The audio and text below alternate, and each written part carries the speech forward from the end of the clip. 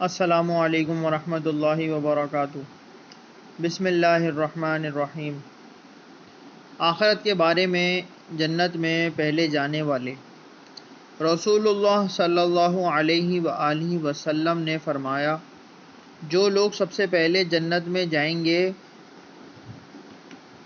ان کے چہرے چودھویں کے چاند کی طرح چمکتے ہوئے ہوں گے، وہ بالکل صاف ستھرے ہوں گے، ان کے برتن اور کنگے سونے اور چاندی کے ہوں گے، ان کے منہ سے مشک کی خوشبو آئے گی، ہر ایک کو دو ایسی حوریں ملیں گی جن کے پیروں کی ہڈیوں کا گودا خوبصورتی کی وجہ سے پنڈلیوں کے گوشت سے صاف نظر آئے گا، اور وہ دونوں حوریں آپس میں ایسی ہم خیال ہوں گی جیسے کہ دونوں کا دل ایک ہو، اور صبح شام وہ اللہ کی بڑائی اور اس کی تعریف کرتی ہوں گی۔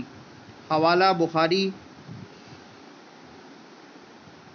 3245 عن ابو ہریرہ رضی اللہ تعالی عنہ۔